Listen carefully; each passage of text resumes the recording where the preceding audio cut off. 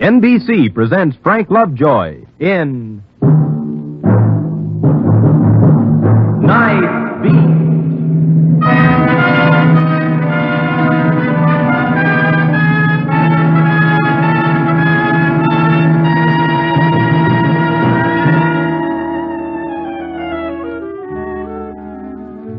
Hi, this is Randy Stone. I cover the Night Beat for the Chicago Star. Behind the business suit respectability of the big city lies another world, a world of other standards and other laws. It's the rich world of chance, rich for all but the suckers on the outside. Your choices are many. Backroom roulette, nickel and dime policy slips sold on many a corner, and upstairs poker clubs for the tuxedo trade. For all its profit, feeding the public urge to get rich on a spin is a tough business. The men who run it live steady and die hard. The most recent boss of Operation Wager, Sligo, Joe Sligo, wanted in New York for extortion, in Illinois for murder. But all the Chicago authorities knew about him was his business philosophy: pay up or die.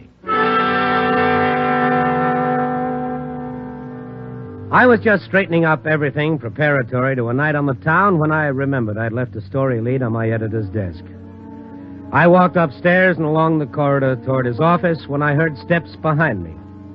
I turned around. It was Charlie Robbins, who worked in accounting. And when he got to me, he grabbed my arm. Randy, boy, I'm glad I caught you. What's up? I got to talk to you. It's important. Must be. Let's go downstairs to the coffee shop, huh? Well, as soon as I pick up some copy. No, there isn't time, Randy. Come on.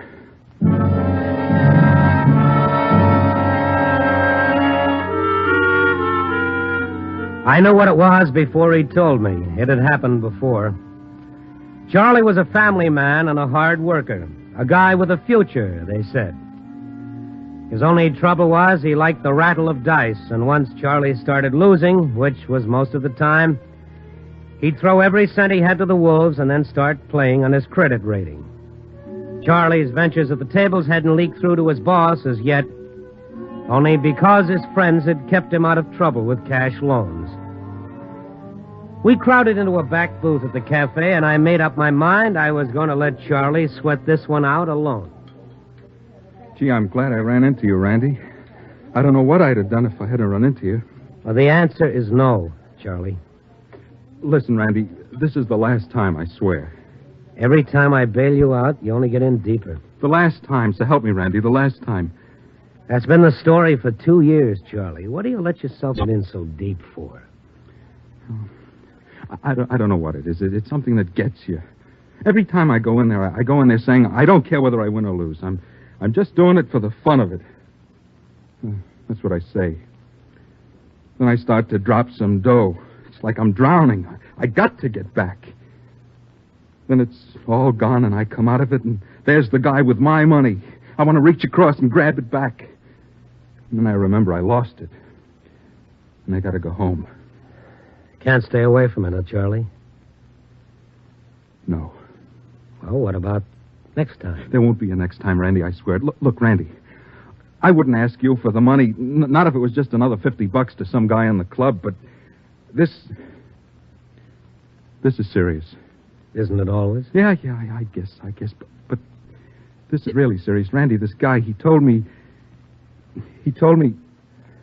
if I don't have the money by tonight, see, I'm in deep to him. Not like the other times, deeper. How much deeper? I'm to him for $3,000. $3,000? Yeah. Oh, Charlie, you're talking to the wrong guy. What do I do, Randy? He said if I didn't have the money... Who said? Phil, his name is. He's Sligo's right-hand man. Sligo? Joe Sligo? Yeah. You know Sligo? No, and I don't care if I never meet him. Randy, what am I going to do? $3,000. You got yourself in a lot of trouble. You know lots of people, Randy. Look. Let's say I took a loan. Now, I make $75 a week. Say I took out a loan for $3,000 and paid it back over a period of, say, 2 years. Who are you kidding? You're loaned up to your neck. Yeah, but I'd pay this one off first. $3,000. A wife, a couple of kids. Don't lecture me. I got half a mind to let them do what they want to you, Charlie. Maybe you have a right to throw your own dough into the lake. That's your business. As far as your family is concerned, that's their business if they put up with this routine. But when you come to me for dough, that's my business. My good sense says I'll be supporting the City Poker Club for the next couple of years. You're right. You're right. I got no business coming to you for money. I got myself into it. I got to pay for it. Forget it, Randy. I'm sorry I brought it up. Sit down. Sit down. $3,000. The reason I was thinking about a personal loan from somebody, I wouldn't have to tell them about my other obligations. A loan company, a bank, I wouldn't have a chance. They want to know about the people you owe and maybe collateral. Oh, hold on now. Come on, take it easy.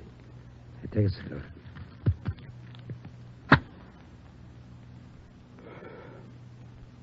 Thanks. What did they do, Randy? I don't know. They'll kill me, won't they? You never can tell. I've been in debt to them for 6 months. I can't figure how they let you play that long. I told Phil I was getting some money from San Francisco. This Phil, he knows me. I always managed to pay up before, so he gave me credit. But 6 months. Yeah, he's a little crazy, too. Oh, well, I told him a good story. I'll bet. If he goes to Sligo tonight and tells them about it... All the guys they get mixed up with, Sligo. Hey, wait a minute. What is it, Randy? Charlie, look, you say he wants the money tonight. Tonight. Got to be tonight. You're not going to get $3,000 cash from anybody I know. It's 11:30 now. What time do you have to have the money? He said be at the club at 4 a.m., the latest. That's when they close up. The police are looking for Sligo, you know that. Yeah, I know that. They've been looking for him for months. They're not even sure he's in Chicago. Look, I'm not getting involved in any... You're already involved up to here. Now, the police want Sligo. Without Sligo, you don't owe $3,000. No. Count me out. Okay, forget it.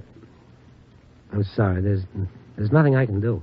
They'd kill me if they found out I was the one who turned him in. You know where Sligo is, Charlie? I didn't say that. I just said that... How could you turn him in if you didn't know where he was? You know where Sligo is, don't you? No, I don't know where he is. You're never going to get a hold of $3,000 tonight. I got to. Never. Not a chance in a million. Get that through your head, Charlie.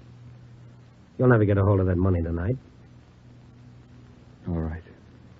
You know the ropes. You know the operation. Sligo can't afford to have debtors wandering around. A debtor broadcasts a debt. If people find out Sligo's getting lenient, you know what happens. Credit goes to pieces. Collection is rough stuff, Charlie. It's only one way Sligo can make good a bad debt. And that's with a gun. You're trying to scare me. That's exactly what I'm trying to do. I'll get the money if I have to... Oh, sit down. Don't be a fool. That's not the answer. There's $50,000 up there in the safe. I've got the key to the office. Why didn't you take it before? I thought of it. You think I didn't think of it? But you didn't take it. All day I handled this stuff. We made up the payroll today. All I had to do was You take didn't take it, and that's what counts. And you're not going to take it now. Now, sit down. Now, listen to me, Charlie. You came to me for help. Now, if I'm going to help you, you've got to tell me everything, and on the level. Otherwise, I won't lift a finger. I told you everything. Do you know where Joe Sligo is? Now, answer me. Yeah. Okay, that's all I want to know. But I'm not... This $3,000. Now, is it possible to make arrangements to give it to him personally and instead of handling it through this, Phil, yeah. Phil, no, not possible. Why not? Because it's not, that's all. What's this all about? A trap, a setup. Are you crazy? It's safer than walking home past those dark alleys, Charlie. What would it be? I mean, what kind of a setup? Well, that we'd have to talk to the police about. And if something went wrong? You'd be no worse off than you are. What do you say? I need a drink. Let's get out of here.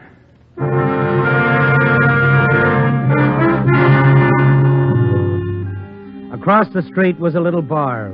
Blue lights and soft music. We sat down. I bought Charlie something to settle his nerves. He gulped it down, made a face, and then fell to dipping the bottom of his glass in the wet spot on the bar. I asked him if it was all settled, if he'd go through with it. He didn't answer me. I got up, called Lieutenant Peterson, told him where to meet me. In 15 minutes, the three of us, Charlie, the lieutenant, and I, were sitting in a back booth making our plans. 4 o'clock, huh? That's what he said, didn't you, Charlie? Did you say 4 o'clock, Charlie? Come on, Charlie, snap out of it. Look at me. Did you say 4 o'clock? 4 o'clock, yeah. What's the address? He's got friends. They'll get me. If he doesn't get me, his friends will. If everything goes right, you'll be okay. If it misses, you're in trouble. Just make sure it doesn't miss. That's the way to play it safe. Either you get Sligo or Sligo gets you, Charlie. It's as simple as that. I'm not going through with it. Well, you said... I never said I would. What's the address, Charlie? I'm not getting myself killed. He'll do it, Lieutenant. He'll do it. Charlie, now what's the address? We haven't got much time. It's 1:30. I've got $3,000 marked bills. It's right here in my pocket. It's the only way you'll ever beat him. Now, come on. What's the address? Blanchard Hotel, 307. We'll do it this way. You go upstairs, give him the money. Not before 4 o'clock. You understand that? Yeah, I understand. Not before 4 o'clock. That's right. At 4:05, get out of here. And if I can't? What if I can't get out of there? It won't matter. We'll have the place covered from a place across the street, from the door, from the room adjacent. They'll hold me hostage. The best way to ensure your safety is to do what you're told. I can't do it. I can't do it, Lieutenant. Why can't you? They'll hold me. Charlie, look. What's going to happen if you don't have the money? Oh, don't tell me again. I know it. It's very easy if you remember what to do. You hand them the cash. Why do I have to be in there? It's the Blanchard Hotel, 307, 4 o'clock. Why do I have to be in there? You tell me. Well, maybe you don't. Do you, Charlie? I'm supposed to pick up the key at the desk and wait for them upstairs. If I don't pick up the key, if I'm not in the room, they don't come in. Well, maybe just pick up the key and then... They'll be watching from down the hall, they said. Here's the money, Charlie. I'm depending on you. Stay with him, Stone. I've got to get busy. It's going to be all right, Charlie. At 4:30, you'll be home in bed, and you won't owe anybody anything. I'm scared. Take care of him, Stone. See you at 4:05. Well, let's get out of here. What do you say? Yeah.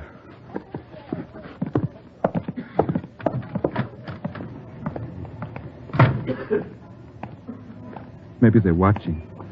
Every minute, maybe they've got their eye on me. Maybe they saw me with the police. Maybe. If they did... No turning back now, Charlie. What if I told him everything? What if I get him up there and tell him the whole deal? Now, there's a great idea. Tell him I brought the cops right to his door. He'll love you for that. Why me? Why does it have to be me? Because you're the guy in trouble. Look, I got a family, a wife and 2 kids. A little late for that. I got to call her. After it's all over. Yeah. I guess you're right. Nice evening. Yeah. Nice evening and a great story. It's going to be a great story, isn't it, Randy? Great story. It's a great story either way, but it's a better story with a happy ending. The people buy more papers that way. I can't get out of it, can I? Or maybe I can. I could make a break for it. Meet him, hand him the money, and beat it. $3,000, except that it's marked. Marked money leaves a trail like neon. He may not like you handing him that kind of money. What time is it? It's 1:55, about 2 more hours.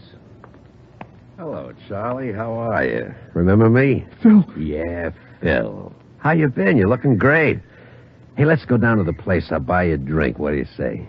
Hey, that's a great idea. Come on, Charlie. Let's go get a drink. Just Charlie. Well, just Charlie. Yeah. Charlie and I have a couple of things to do tonight. Oh, yeah? Doll, huh, Charlie? There's a car across the street. Get going. Better do as he says, Charlie. You, too.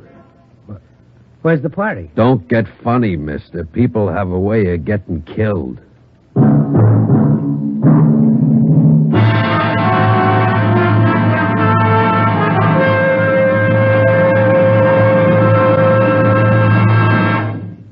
NBC is bringing you Night Beat, starring Frank Lovejoy as Randy Stone. A child with cerebral palsy has only half a chance. Won't you give him the other half? He needs costly, highly specialized care. He needs to learn to walk and talk. He needs to learn things everyone else takes for granted. But does he get them? He gets less than half because the care just isn't there. Right now, the tragic truth is that 92 out of every 100 persons with cerebral palsy must struggle along without any care at all.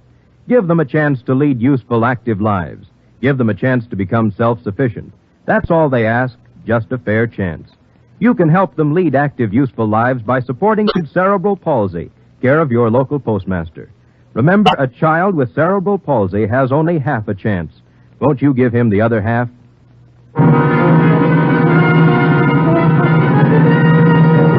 And now back to Night Beat and Randy Stone. It was 2 o'clock. 2 hours early for the setup. Maybe the lieutenant was having us watched. Maybe, but the chances were slim. The best guess was Charlie and I were on our own until 4:05. The Blanchard Hotel was a crummy dump near the railroad tracks. We went inside and went upstairs to 307. Phil unlocked the door and we went in. There was nothing to do but play for time. We sat down, and through the window I could hear a switch engine doing its chores. I looked at Charlie. He was white, his eyes big with terror. Phil sat near the door smoking. We watched until 3:45. Then the door opened and closed quickly. It was Sligo, 15 minutes early. He was a big man with an ample bubble of paunch under his gabardine and a white, broad-brimmed hat and 4 or 5 extra chins packed between his jaw and his collar. His pinpoint eyes and pat smile were all business and cash on the line. Phil, do me a favor, pull down the blinds. I don't want the nosy neighbors peeking in. Blinds, right. Close the window, it's dusty. Window, right. What'd you bring this other one for? I had to, Sligo. He and Charlie. I thought maybe Charlie tipped or something. You tip anything, Charlie? Me? Not me, Sligo. I'm just a friend. You gave me till 4 o'clock. Phil, you got the money? He's got it. He was in the back booth of a bar. I saw the 3 of them. I watched them just like you said, Sligo. He got the money from some guy. What guy? Some guy? I don't know. A personal loan from a friend. I didn't ask you. That's all I know about it, Sligo. What's your name, you? Stone, Randy Stone, Chicago Star. Newspaper reporter. That's fine, Phil. A newspaper, man. Let's bring the whole city in on this deal. What'd he say? I was scared he knew something, Sligo. I thought... Every time you think, I end up in trouble. You gave me till 4 o'clock. You got the money now. What's the difference? Collateral. What collateral? He promised the guy he borrowed the money from to give him a note on his house. I had to mortgage the homestead, eh, Charlie? That's tough. He said he'd have the note by 3:30 tonight. Well, that's too bad, Charlie. You gave me till 4 o'clock. Do me a big favor. Shut up. Phil, give me a cigar. A cigar, you bet. Here.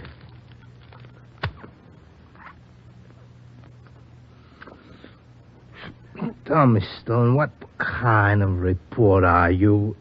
You go out and get the news, or you a fella out to change the world? A little of both. Seems to me I read something of yours sometime. That's always nice to hear. About a man getting sent up for murder. How it was that he got mixed up in it, right? Phil, do me a favor, sit down. Pacing makes me nervous, didn't I tell you? Oh, sorry. People in this room, they're the only ones know I'm in town. The only ones in the world. Now, when information like this gets out, like through a mouthy slob like Charlie here, I can get in lots of trouble. Must be a big payoff, Sligo. Good enough. A thing like this record, I don't let get away so easy. I get your point. You like to gamble, Mr. Stone. You think it's naughty, huh? Well, gambling? I don't know. Yeah, well, let me tell you something, Mr. Stone. Gambling is a good way to get out your hate. That's why people gamble, not to get rich. You gamble your money, it's like a knife.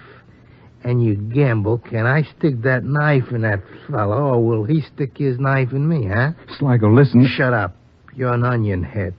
I'm talking with a man got some sense. You sit there, you listen, try to learn something, onion head. Stone, what I say, that's right, huh? There's some truth in it. Yeah, you bet. I'll tell you something else, Stone. Everybody gambles. Everybody. You step down off a curb, you gamble. You bet your life, that's what you do. Every time you step off a curb, you say, I bet my life a car don't come along and hit me. That's gambling, huh? Ain't it, Stone? That's gambling.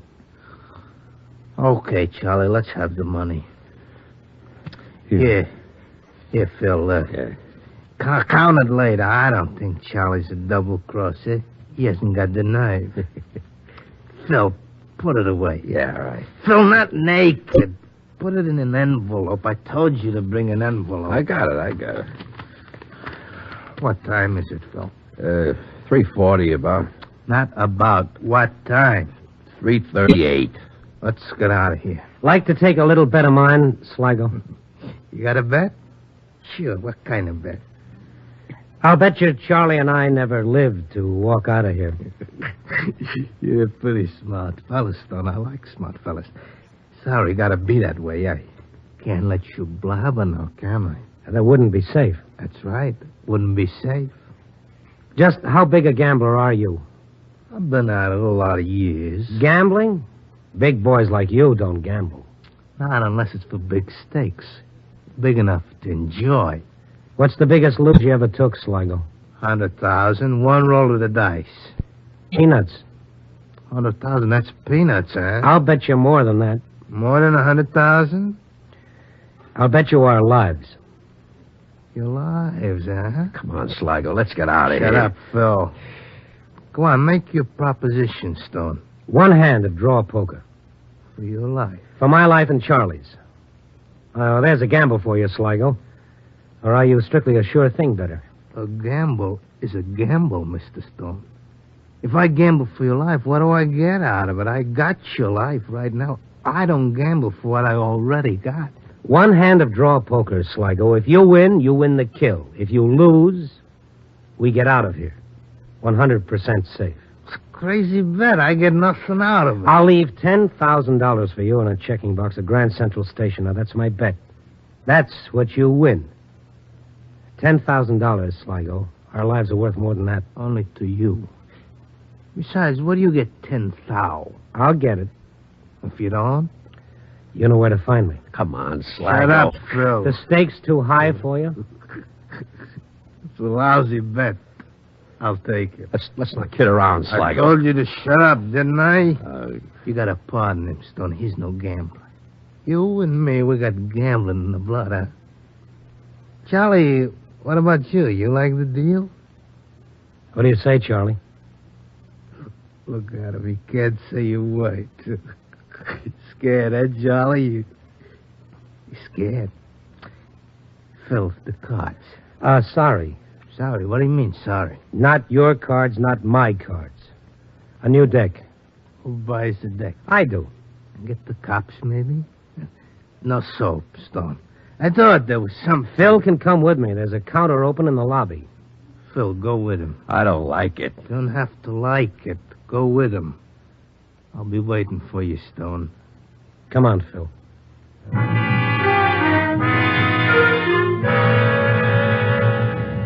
Phil and I went downstairs. I walked slowly, using up the seconds. We bought a deck of cards. I put them in my pocket. And Phil and I went back upstairs. I looked at my watch. 3:55. When we walked into the room, there was the night table dragged out in the center of the room, 2 chairs on each side. Charlie was sitting in the corner, his face white and the sweat pouring down the flesh of his throat. Sligo was all smiles. He was having the time of his life. We sat down. I put the unopened pack of cards on the table right in the middle. Sligo picked it up, turned it slowly around in his hand, and then he put it down again. And he nodded. The game was on. One hand, draw poker. The stakes, our lives. You open the pack, Stone. I trust you. Thanks.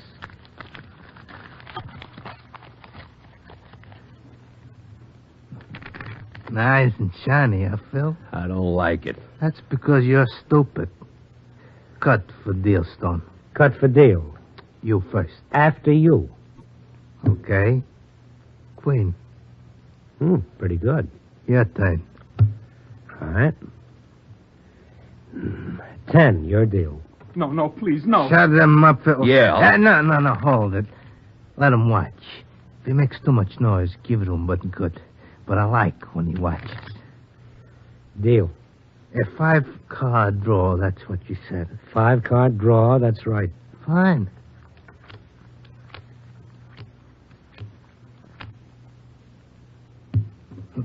Looks funny, no money on the table. It's a nice pot. Phil, put 10,000 in the middle of the table. Looks good there. Right. How many, Stone? 3. 3? Got a pair, huh? Maybe. You got a pair. Shut up, punk. Let him alone, Phil. Let him cry. 3 cards, Sligo. 3 cards. I'll take 1. Okay, Stone. What do you got? You first, Sligo. I called you. You first. The rules of the game. Let's see him, Sligo. Queens over 10s. That's pretty good. Come on, Stone. Let's see that hand. Okay. 3, 10, ace. Ace. Put up your hands, Sligo. Cops, you dirty double cross. Gotta get out of here. Stay where you are. Our lives against yours, Sligo. It was a fair bet. Fair bet, yeah. Let's see that card. But the last card? Sure. Ace of diamonds. 3 aces, Sligo. Beats 2 pair anytime.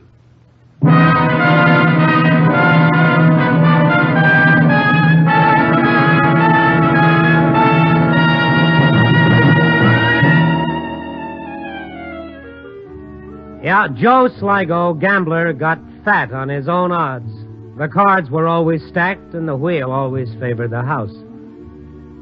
But when he played a straight hand of draw poker for human life, Joe Sligo just didn't have enough aces. That's because he forgot that luck and rackets don't jibe. When you're betting murder against the chair, you're up against the United States population. And you know what those odds are. 150 million to 1. Copy, boy.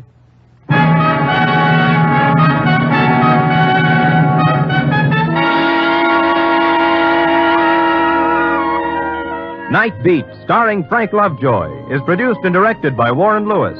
Tonight's story was written by David Ellis with music by Robert Armbruster. Featured in tonight's cast were Shep Menken, Jeff Corey, Hal March, and Don Diamond. Don Rickles speaking. Listen next week at this time and every week as Randy Stone searches through the city for the strange stories waiting for him in the darkness.